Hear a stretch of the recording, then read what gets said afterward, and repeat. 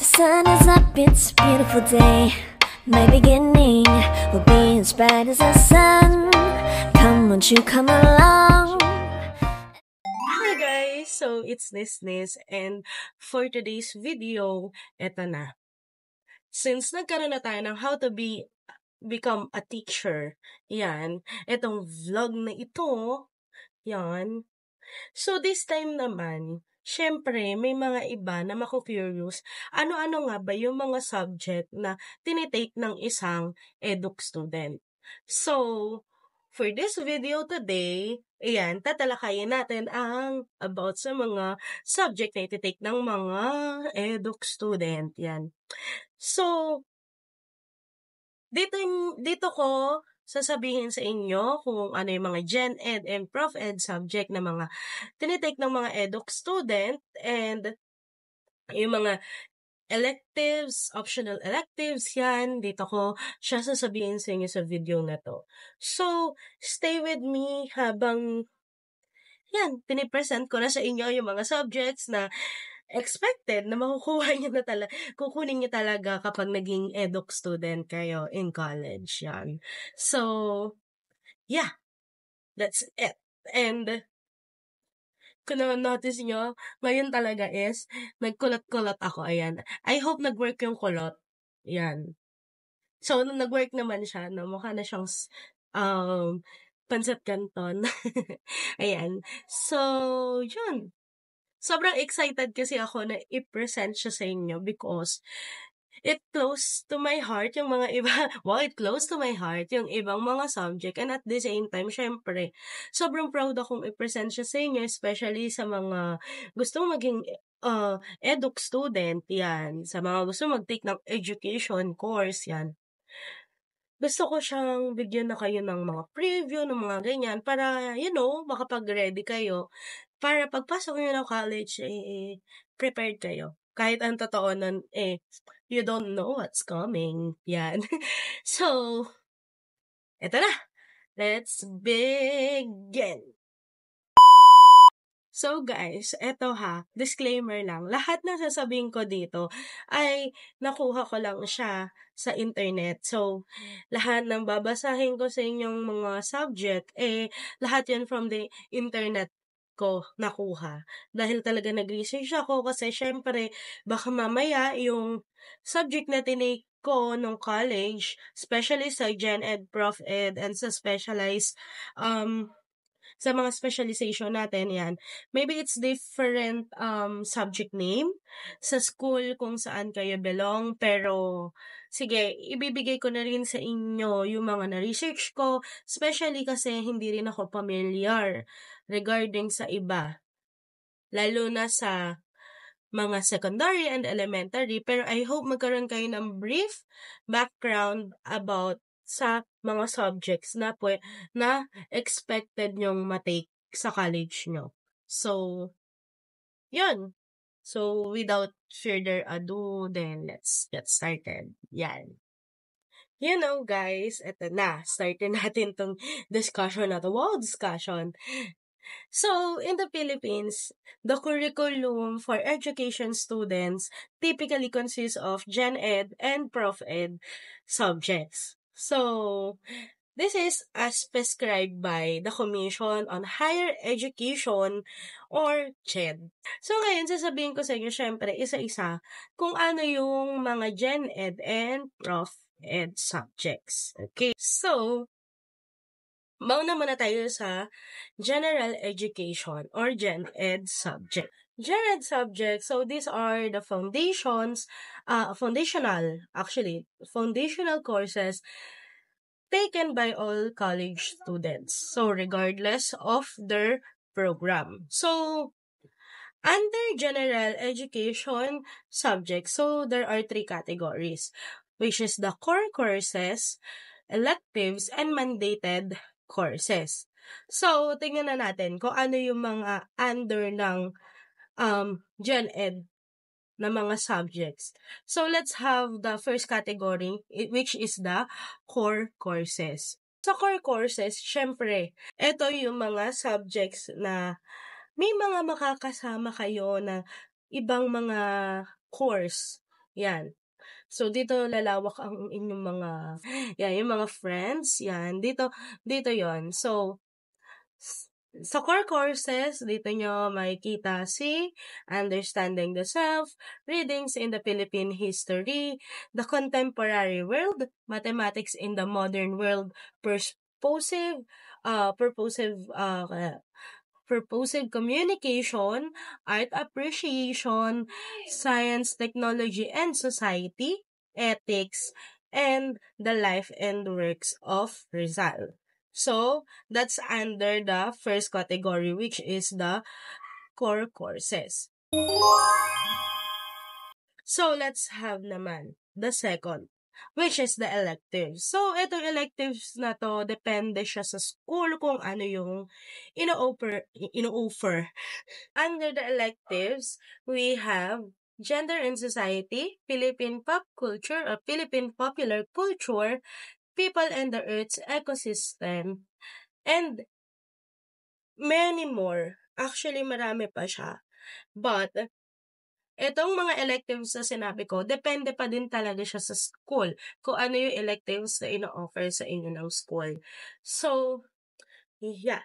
This is the 3 subjects under the category of electives in general education.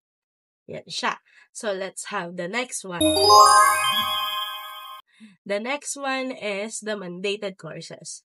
So, ito yung mga kailangan nyong kunin. Ito wala kayong lusot dito. Hindi kayo pwede mag-pass, hindi kayo pwedeng, basta, hindi kayo makakagraduate kapag kulang kayo or may isa kayong wala nito. Which is the Physical Education 1 to 4 and National Service Training Program. Yan. We have NSTP 1 and NSTP 2. Sorry guys, kung feeling nyo may binabasa ako dito kasi talagang binabasa ko siya sa harap ko and hindi ko kasi talaga siya makabisado. At baka pag kinabisado ko siya, maglabo-labo siya sa utak ko and mas lalong mahirap yon dahil magkakamali tayo ng mga sasabihin. Ayan. So, dito talaga,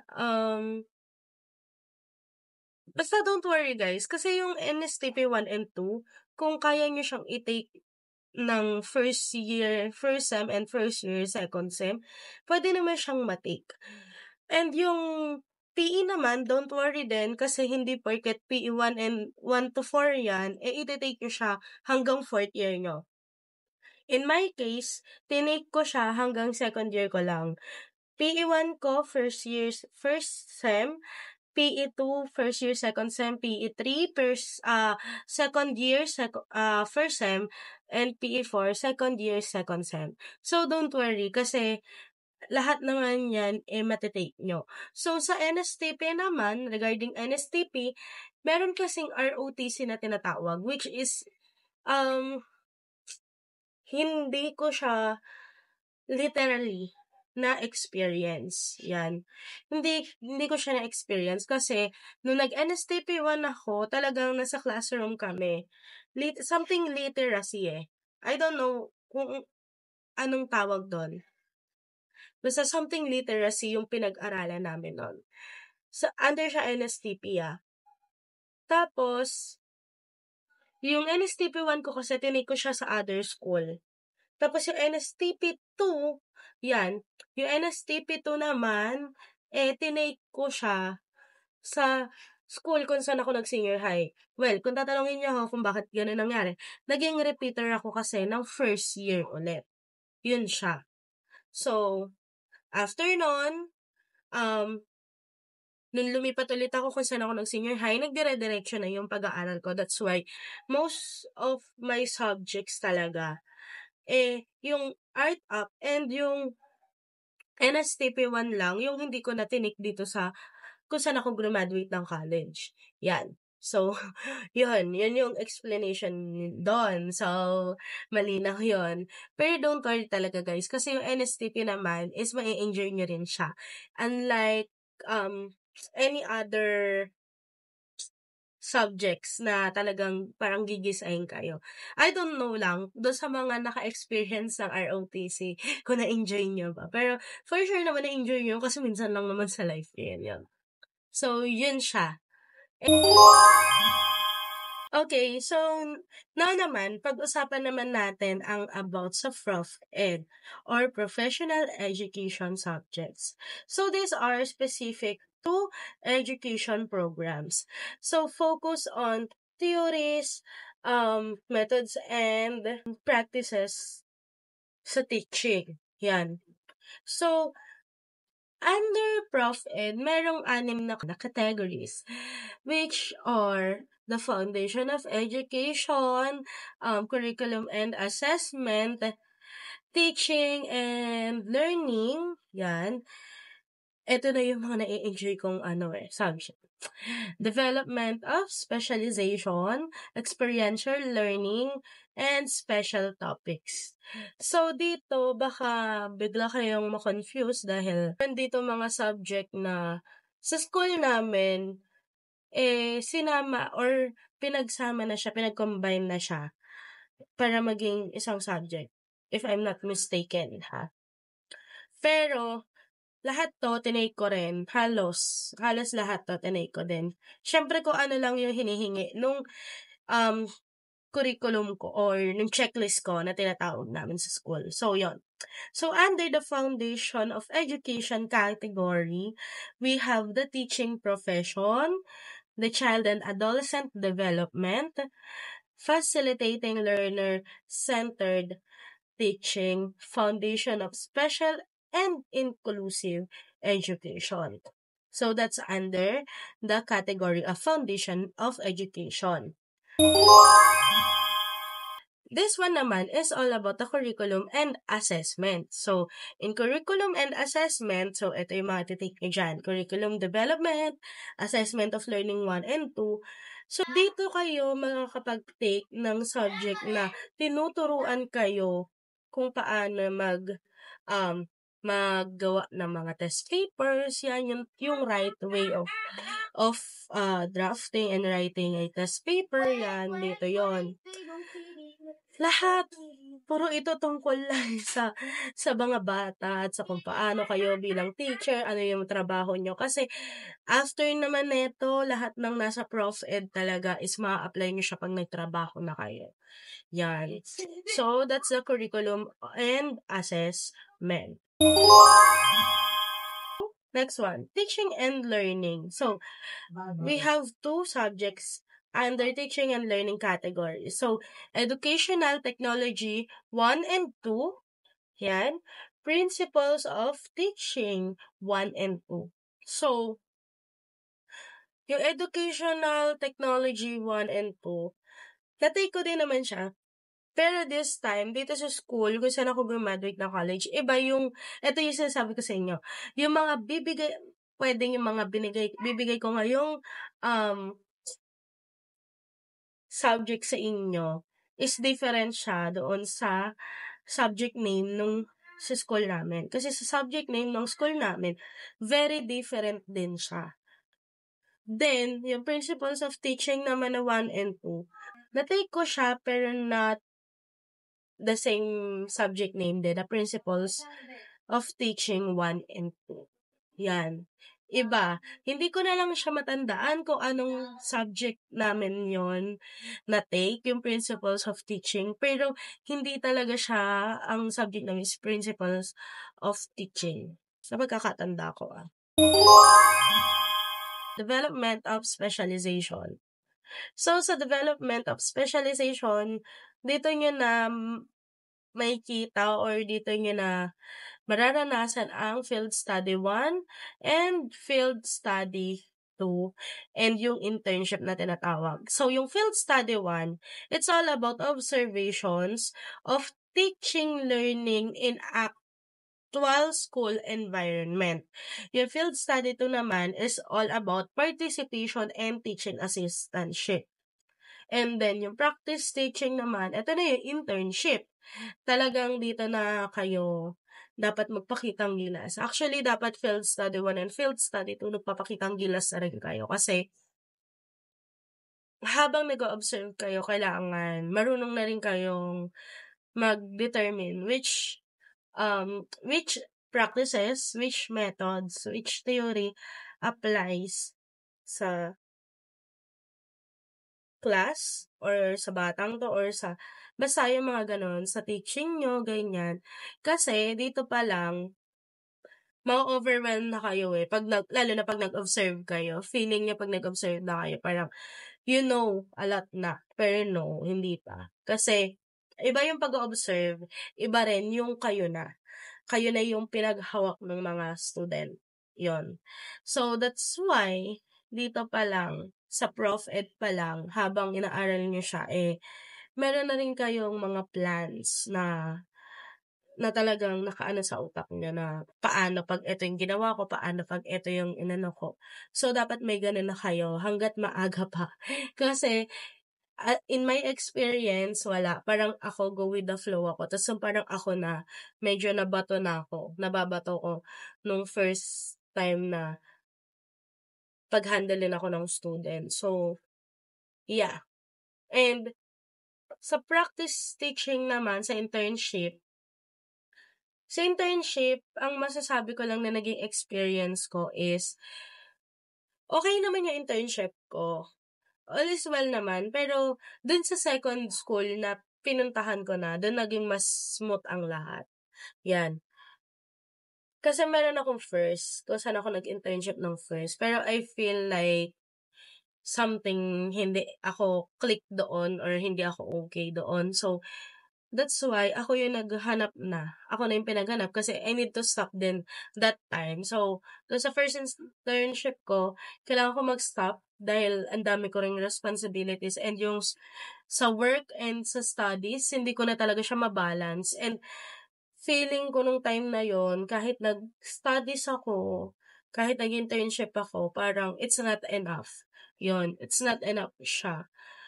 Parang sobrang dami ko talagang basta ang dami, sobrang dami kong responsibility nun. Tapos parang dumating sa time na sobrang pagod din talaga, 'yan. Do'n naman sa second na school na pinuntahan ko, well, do'n talaga ako mas maraming natutunan, mas marami akong na-gain na knowledge 'yan na this is how to be a SPED teacher, ito yung mga dapat gawin, ito yung mga hindi dapat gawin, ito yung mga may mga gano'n siyang bagay. Pero all in all naman, okay, wala naman din ako masabing negative. Kung may negative man, sa akin na lang 'yun, and I don't need to share. Basta sa internship kasi know why you're there, tapos meron siyang memorandum of understanding or memorandum of agreement between your school and the school kung saan kayo much better basahin niyo siya. As student, kailangan basahin niyo siya para alam niyo rin kung ano ba yung dapat at hindi dapat pinagagawa sa inyo ng school kung saan kayo nag-internship. Kasi that time, nung sa experience ko, though binasa ko siya, pero syempre, laging sabi nga, hindi mo talaga ma-expect lahat ng bagay 'pag nag-internship ka kasi nasa different school ka, sa different community ka, so dapat mo. Pero siyempre 'pag when it is too much na and affected na lahat about you, then that's the time you go. Kasi pwede ka namang magreklamo, especially kung may coordinating teacher ka na parang iba yung nire-report niya sa school mo, sa ginagawa mo inside her or his classroom. Yan. Kasi ako, meron akong experience na ganon, actually. Pero, hindi ko na lang siya elaborate. Pero, nalaman ko na lang na when it is done, nung marami nang nangyari. Sobrang dami na nangyari. So, that's why nag-decide talaga ako na ako yung umalis. Kasi hindi naman sila pwedeng paalisin ko. Ikaw talaga yung, it's either you go or you don't go talaga. So, ako yung umalis. Yun. So, yun lang yung tips ko sa inyo about internship. Know your worth pa rin. Kahit student teacher ka, know your worth. And secondly is, yun nga, magbasa. Wag sugod ng sugod, wag subo ng subo sa isang bagay na you're not familiar with talaga. Especially when you're in that different community. So, yun yung masasabi ko talaga sa inyo. Okay, yung next one naman is, under naman to ng category of experiential learning. So, ito.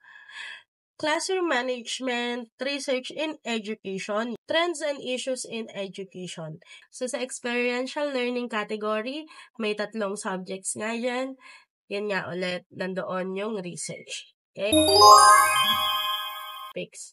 So, dito sa special topics, andito yung mga favorite ko na subject, which is yung social dimensions of education, assessment and evaluation of learning outcomes, developmental reading. Yan. Specific to some specializations like English. Yan.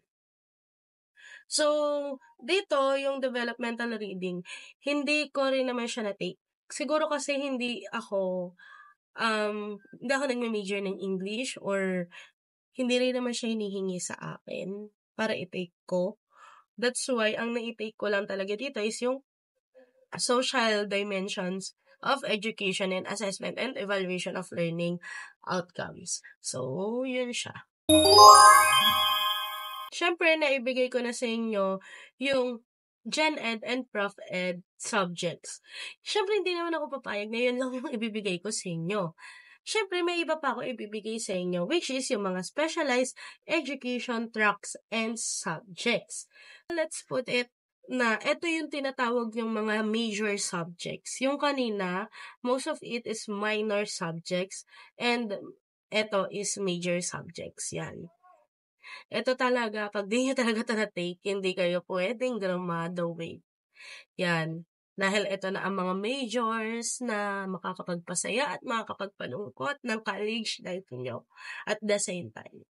So, dito, sa mga sasabihin ko, sige, per tracks na lang yung sasabihin ko. Kasi, ayoko naman maglabo-labo siya sa utak nyo. So, okay.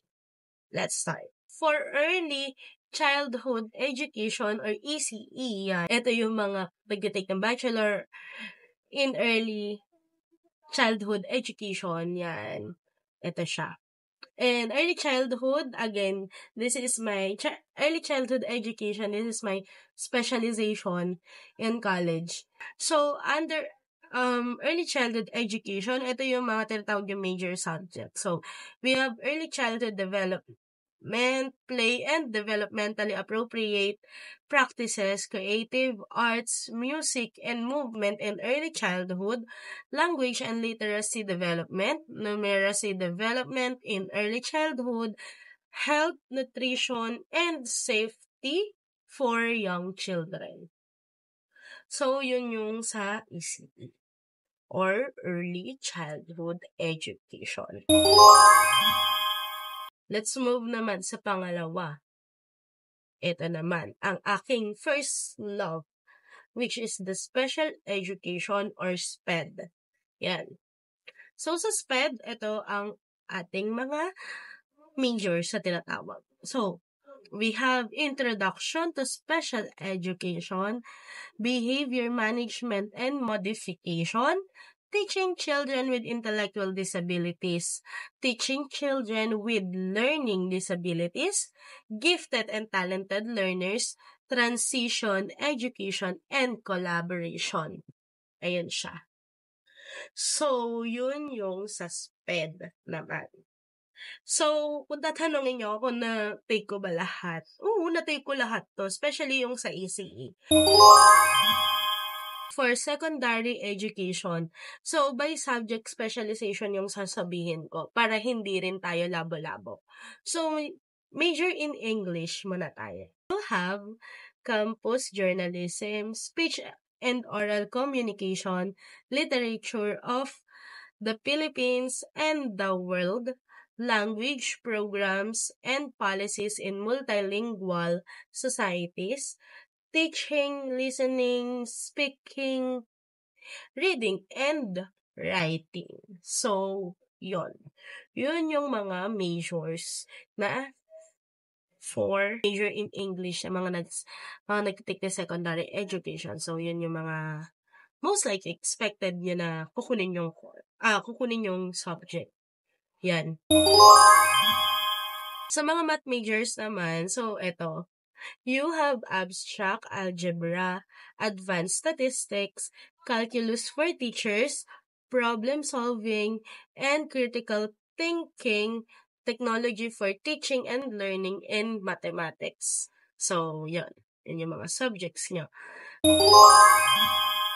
For the science majors naman, yan, or nag-major in science, ito yon. Biology for teachers, physics for teachers, chemistry for teachers, earth, science, and environment education, laboratory management, and safety. Ang pinaka-favorite ko din. Ito ay ang aking third option. If meron lang nito talaga, siguro naging social studies teacher din ako. Yan. Philippine Government and Constitution, Geography and Natural Resources, Asian and World History, Teaching Social Studies in Multicultural Settings, Economics, and Sustainable Development. So, yun yung mga majors. Pang-fourth na to. Punta naman tayo sa mga nagba-bachelor, Bachelor of Physical Education. Basta yung mga nagtitake ng physical education naman. Or mga PE, coaching, mga ganyan. So, ito siya. Team and individual sports, dance and fitness instruction, movement, education, and coaching principles, kinesiology and biomechanics, Philippine Indigenous Games and Sports. So, yan yung mga major, expected major. Kung may wala pa dito, so dagdag nyo na lang sa comment, diba? Para everybody, happy. Yan. So, ito na, yung mga nagtitake naman ng Bachelor of Technology and Livelihood Education. So, under ng TLE, we have Home Economic, Industrial Arts, yan. Tapos, you have Information and Communications Technology, Entrepreneurship for Teachers, and Agriculture and Fishery Arts. So, yan yung mga majors nyo. So, for elementary education, you have Content and Pedagogy for the Mother Tongue, Teaching Mathematics in the primary grades, Teaching Science in the elementary grades, Teaching English in the elementary grades, Teaching Araling Panlipunan in the elementary grades. Yon. Pero, eto pa rin ay depende sa kung anong ino-offer ng school nyo na major nyo, ha? Hindi lahat na sinabi ko dito is eto na yung talagang kukunin nyo lang. Meron pa yung mga school nyo na idadagdag na para kunin nyo para sa mga course nyo talaga na nakadesignate sa course nyo. So, lahat ng to, magmula ECE hanggang SPED, hanggang secondary, yung mga subjects, yan. And yung sa elementary, depende talaga siya sa school nyo. Lahat ng sinabi ko lang dito is yung mga most likely expected na mga subject na iti-take nyo during your college years. Yan. For me, kung ako tatanungin nyo, ate, which one is the best bang pag-aralan? Siyempre, for me, sasabihin ko sa inyo, SPED. But, siyempre, kayo pa rin ang magdi-design yan at hindi dahil sinabi lang ni ganito. Kasi kapag sumunod lang kayo sa sinasabi ng ibang tao sa pagpili nyo ng course, pwedeng ma-enjoy nyo or pwedeng hindi nyo ma-enjoy or along the way, mahirapan kayo. Dahil hindi nyo siya fully gusto. So, that's it. Yun. So, yan. Na-present ko na sa inyo lahat ng kailangan nyong malaman. And these are the subjects. Again, these are the expected subjects for education students. Yan. Or sa mga magka-college pa lang dyan or balak mag-shift into education program. So, pag-isipan nyo. Kasi ito lahat ng to. Pwede kasing yung Gen Ed nyo is ma-credit pa rin siya dito sa pag-shift nyo into education program. Pero yung mga majors talaga, hindi. Kasi talagang depende talaga yung majors sa kung ano yung program mo. So, that's it, guys. So, ayan lang. Ito lang yung vlog natin for today. And I hope talagang marami kayong natutunan. And one thing, my tips lang is always be kind. Yan. Siyempre, yung pakikisama inside the school, kailangan yan. Practice being professional habang college pa lang kayo. And at the same time, siyempre, if nasa situation kayo na sobrang hirap, yan. Like me, kasi naranasan ko na nasa sobrang hirap. So, as much as possible, I talk to my teachers talaga. And talagang nag-ano ako ng time nila. Nanghihingi ako ng time sa kanila to talk about everything. Kung which one is I can do, which are I cannot do, yung mga ganon, which I can do na ito yung kaya ko pong gawin. Medyo malilate po ako ng pasa, yung mga ganyan. Kasi po, meron po akong tinatapos pa sa ganitong subject. Pwede yung ganon. Basta mag-i-inform kayo. And if mapagbigyan or hindi mapagbigyan, then, well, meron talagang pa rin yung mga prof nyo. Meron pa rin yung reason kung bakit kayo napagbigyan and bakit hindi kayo napagbigyan. Ayan. So, in my case kasi, kung siguro napapansin niyo na very thankful and very grateful ako sa mga teachers ko in college kasi talagang sobra yung understanding nila and syempre in-extend nila yung hand nila sa akin, not being my teachers lang but being my other parent. That's why when I lost my lola and my mommy talaga, sila yung naging parents ko. Sila yung tumayong parents ko. Kasi yung relationship, hindi lang siya natapos sa 4 na sulok ng paaralan yan. Wow, 4 na sulok ng paaralan yan. Hindi lang siya natapos. But they extend it. And syempre, nung in-extend, sobrang thankful ako dahil syempre nagkaroon ako ng family. Ano nga ba ang mas magandang course? Syempre, kung ano yung calling nyo pa rin. Yan yung sasabihin ko palagi. Kung saan kayo nagkaroon ng calling, doon kayo. Wag lang isipin is because of the money. Kasi teaching, talaga, pag tinanong nyo ako kung nakakayaman siya, di siya nakakayaman. Di talaga siya nakakayaman. Yun yung realidad ng pagiging teacher. Di siya nakakayaman. Pero, sabihin nyo pag about naman sa affective side, yan. Syempre, fulfilling. Yan. Syempre, sobrang fulfilling siya. As in, sobrang yung puso mo, magkakaroon siya ng 100% na pagmamahal. Yan. Yan. And, syempre, hindi lang naman pagmamahal. Syempre, dadaan yung time na masusukat ang kakayanan mo logically and mentally. Yun. Kung hanggang sa naabuti ng mental health mo. Yun siya. So, basta, enjoy your college. Huwag masyadong magmadali. As long as, habang nagmamadali kasi kayo, lalong tumatagal. Lalo siyang tumatagal. Yun yung basic experience ko.